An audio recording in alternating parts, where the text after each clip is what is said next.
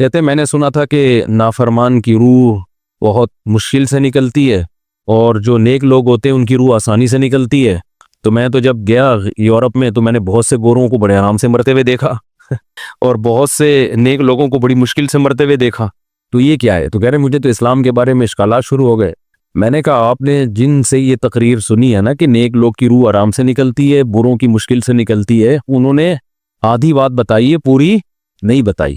میں نے کہا یہ تو صحابہ کے دور میں نے کہا اگر آپ حدیثیں پڑھ لیتے ایک آیت سے کبھی تھوڑی مسئلہ حل ہوتا ہے. آپ کسی کی ایک بات لے رہے ہیں، دوسرے موقع پہ جو اس نے تشریح کی ہے وہ آپ نہیں لے رہے. میں نے کہا معاذ اللہ، اگر کسی کی کوئی موت کی کسی کو بہت تکلیف ہو رہی ہے، یہ اس معاذ اللہ اس کے برے ہونے کی علامت ہے، تو یہ تو پھر کفر ہے. احادیث میں آتا ہے کہ آپ صلی اللہ علیہ وسلم کو موت کی تکلیف دوسروں سے زیادہ ہوئی ہے. آپ صلی اللہ علیہ وسلم فرمایا اوعکو کما یوعکو رجلان منکم، مجھے بخار میں اتنی تکلیف ہوتی ہے جتنی تم میں سے 2 آدمیوں کو ہوتی ہے. آپ پر جب بیماری آتی تھی نا، آپ کو تکلیف دوسروں سے زیادہ ہوتی تھی. اور امی عائشہ رضی اللہ تعالی عنہا فرماتی ہیں کہ نبی صلی اللہ علیہ وسلم کا سر مبارک میری گود میں تھا جب آپ کی روح نکلی ہے، اور آپ کی جو میں نے موت کی تکلیف دیکھی ہے، جس شدت میں آپ جس تکلیف میں تھے، اس کے بعد مجھے کسی کی موت کی جو آسانی سے کوئی دنیا سے گیا ہو نا، اس کے مرنے پر مجھے کبھی رشک نہیں آیا. رشک کا کیا مطلب؟ کہ بھئی یہ اتنی آسانی سے چلا گیا تو اس کا مطلب یہ زیادہ اچھا تھا، اور معاذ اللہ آپ صلی اللہ علیہ وسلم کے اعمال کم تھے، تو یہ تو ممکن نہیں ہے نا. کہتے ہیں مجھے کبھی کسی پہ رش نہیں آیا کہ آرام سے مر گیا تو بہت نیک ہوگا. ٹھیک ہے نا، بہت مشکل ہے سمجھانا.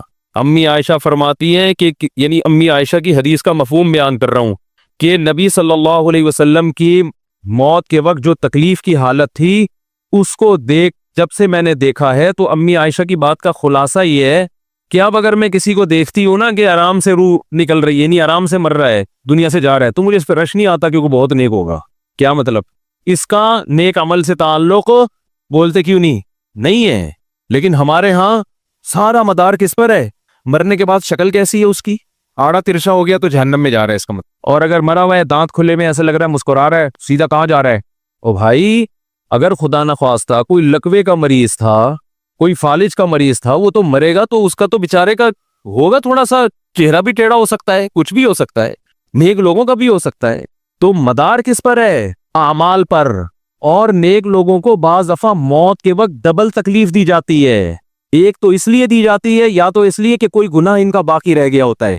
اللہ کیا کہتے ہیں؟ بھائی قبر میں جانے سے پہلے اس کو ہمارے پاس دھلا کے لے کے آؤ، صاف ستھرا ہو کے. اب ہمارے پاس آ رہا ہے تو اب ہم نہیں چاہتے کہ اس کے گناہوں کی گٹری ہو، اس کو پاک صاف کر کے لے. میں نے بڑے بڑے بزرگ دیکھے جن کو آخری وقت میں بہت مصیبت میں گزری ان کی، یعنی زندگی کے آخری ایام، بیٹیوں کی ٹینشن، کسی بیٹی کو طلاق ہو گئی، وہ گھر آ گئی، کوئی اور مسئلہ ہو گیا، تو بڑی ٹینشن میں آخری وقت. لیکن وہ زبان سے کیا کہتے تھے؟ شکر.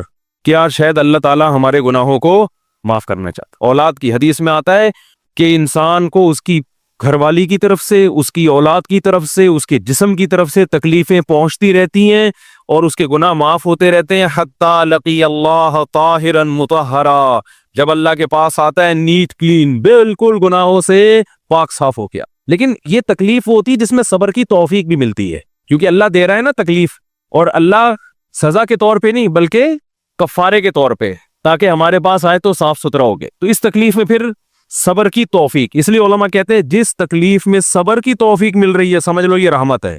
یہ کیا ہے؟ رحمت ہے. یہ اللہ آپ کو بنانا چاہ رہا ہے کچھ. اب لوگ کہتے ہیں یہ والی تکلیف کیوں، وہ والی کیوں نہیں آئی، یہ تو بہت زیادہ ہو گئی. تو بھئی اللہ سے کوئی نہیں لڑ سکتا، وہ جو دے رہا ہے وہ اس پہ صبر کرو. اسی کو کہتے ہیں تقدیر پر رضا، کہ جو اللہ نے مقدر کیا ہے اب اس پہ کیا ہے، کوشش کریں گے، اللہ سے عافیت مانگے، اے اللہ ہمیں تکلیفیں نہیں چاہیے، ہم تو ویسے ہی کمزور ہیں، ایسا نہ ہو تکلیف میں اور ہی نافرمانی پہ نہ آ جائے، ہمیں تو خوشیوں بھری زندگی چاہیے، اور اللہ ان خوشیوں میں شکر کی توفیق دے کے گناہ معاف کر دے. ٹھیک ہے نا؟ جیسے لوگ حکیم کے پاس جاتے ہیں، حکیم صاحب کے پاس 2 طریقے ہوتے ہیں علاج کے. ایک طریقہ تو یہ کہ بھائی یہ کڑوی گولی ہے، 2-3 کھاؤ گے فٹ فاٹ ہو جاؤ گے، اس میں یہ بھی پرہیز، یہ بھی پرہیز، یہ بھی پرہیز. اور ایک طریقہ ہوتا ہے بھائی دودھ جلیبی کھاؤ، علاج لمبا ہو جائے گا، لیکن وہ دوا میں کیا ہے؟ دودھ جلیبی. تو آپ کہتے ہو بھائی یہ دودھ جلیبی والا مجھے دے دو، ٹھیک ہے لمبا علاج کروا لوں گا، فائدہ دیر سے ہوگا، لیکن میں یہ کریلے کا جوس نہیں پی سکتا. تو ہم نالائق لوگ ہیں، شکر سے بھی انسان کے ترقی ہوتی ہے. تو اللہ سے یہ مانگنا چاہیے اللہ ہمیں نعمتیں دے، تکلیفوں سے بچا، اور شکر کی توفیق دے تاکہ ہمارے درجات بلند ہو. تو شکر کے بھی تو بڑے فضائل ہیں نا. تو مانگنے تو کیونکہ عبدیت اور غلامی کا تقاضا یہ ہے کہ اللہ سے عافیت مانگی جائے، لیکن اللہ تکلیف دے دے تو اس پہ صبر۔ تو ہمارے نبی صلی اللہ علیہ وسلم کو ہاں یا تو اس لیے تکلیف ہوتی ہے گناہ معاف، یا اس لیے کہ درجات بلند۔ اللہ چاہتا ہے کہ بھئی یہ دنیا آزمائش کی جگہ ہے، جب آخرت میں آنا تو اتنا تجھے نوازوں۔ تو ہمارے نبی صلی اللہ علیہ وسلم جنت میں آخرت میں سب سے اعلیٰ مقام کس کا ہوگا؟ سید الانبیاء محمد صلی اللہ علیہ وسلم، حضرت آدم سے بھی زیادہ، نوح علیہ السلام سے بھی زیادہ۔ تو اللہ نے فرمایا کہ آپ کو پروٹوکول دینے کے لیے آخری جو اب آپ کا آخرت کا سفر ہے نا، اس میں مادی تکلیف آپ کو دوسروں سے زیادہ دی جائے گی۔ یہی وجہ ہے کہ حضرت فاطمہ رضی اللہ تعالی عنہ آپ کی چہیتی بیٹی، جب انہوں نے آپ صلی اللہ علیہ وسلم کی اس تکلیف کو دیکھا نا، جو موت کے وقت تکلیف تھی اور جو بخار کی شدت تھی، واہ کرب ابتا، فرماتی تھی ہائے میرے والد کا کرب، بہت زیادہ غمزدہ ہو گئی ان کو دیکھ کر کس قدر تکلیف میں ہے۔ تو آپ صلی اللہ علیہ وسلم نے فرمایا لا کرب علی ابیک بعد اليوم، کیسے تسلی کے جملے۔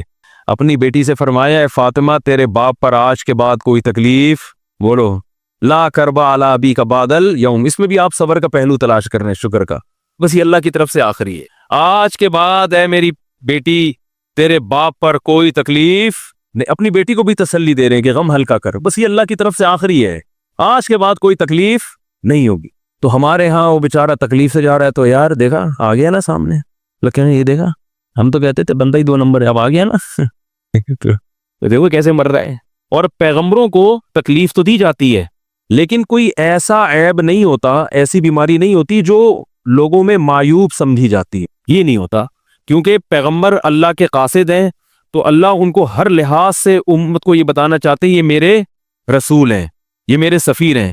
تو کوئی بھی ایسی چیز جس کی وجہ سے لوگوں کو ان سے نفرت ہو، یا طبعی نفرت جو انسان کے اختیار میں نہیں ہوتی، تو اللہ ایسی بیماری اور ایسی تکلیف سے بچاتے ہیں ان کو۔ سمجھ میں آ رہی ہے بات؟ لیکن امتی کو ایسی تکلیف ہو سکتی ہے۔ یہ جو ختم نبوت کے علماء کہتے ہیں نا مرزا غلام احمد بیت الخلاء میں گر کے مر گیا، تو بعض لوگ کہتے ہیں وہ تو بیت الخلاء میں تو فلاں بزرگ کا بھی انتقال ہوا تھا، فلاں کا بھی بزرگ کا ہو سکتا ہے، پیغمبر کا بیت الخلاء میں انتقال بولو نہیں ہو سکتا، کیونکہ پیغمبر کو اللہ ایسے عیب سے بچاتے ہیں جو انسانوں میں عیب سمجھے جاتے ہیں۔ تو پیغمبر کو ایسی بیماری نہیں ہوتی، جیسے اچھوت کی بیماری ہے کہ کوئی ہاتھ نہیں لگا سکتا اس کو، ایسی بیماری پیغمبروں کو نہیں ہوتی۔ کوڑ کی بیماری پیغمبروں کو نہیں ہوتی، کیونکہ ایسی بیماری جس سے لوگ گھن کھاتے ہیں، ایسی نہیں، لیکن امتی کو ہو سکتی ہے، امتی کو ایسی بیماری ہو سکتی ہے، اللہ اس کے درجات کیا کرے گا؟ بلند کرے گا اس سے۔ مجھے ایک واقعہ کسی نے سنایا کہ ایک ہندو تھا، اس کو کوڑ کی بیماری تھی، کوڑ نہیں ہوتا گوشت گلنا شروع ہو جاتا ہے، تو یہ بیماری پھیلتی ہے، تو اس کے رشتہ داروں نے بالکل الگ کر دیا اس کو، وہیں سے کھانا پھینکتے ایسے کر کے، کہیں تبلیغی جماعت گئی، ان کو پتہ چلا، وہ بیٹھ گئے اس کے پاس جا کے، اس کو کھلا بھی رہے ہیں پلا بھی رہے ہیں، تو وہ بڑا متاثر ہوا، یار سب نے چھوڑ دیا اور مسلمان ہو گئے، تبلیغ والے تو اکرام کا کوئی موقع الحمدللہ چھوڑتے نہیں ہیں، تو وہ مسلمان ہو گیا اور پھر اس کا انتقال ہو گیا تھوڑے دنوں میں۔ اب دیکھو اللہ نے جو اس کو کوڑ کی بیماری میں ڈالا، یہ بیماری اس کے لیے رحمت بن گئی کہ نہیں بن گئی؟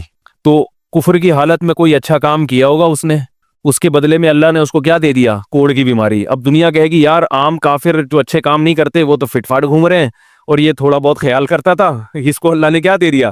بھائی اس کو دیا اس لیے کہ اللہ کو پتا ہے کہ جی کوڑ میں ہوگا تو تبلیغ والے آئیں گے، اس کی آؤ بھگت کریں گے، اور یہ کیا ہو جائے گا؟ اسلام میں داخل ہو جائے۔ تو اللہ کے کام ہے، یہ اللہ ہی بہتر جانتا ہے۔ تو بعض دفعہ اللہ تکلیف میں ڈالتے ہیں تاکہ آپ کے گناہ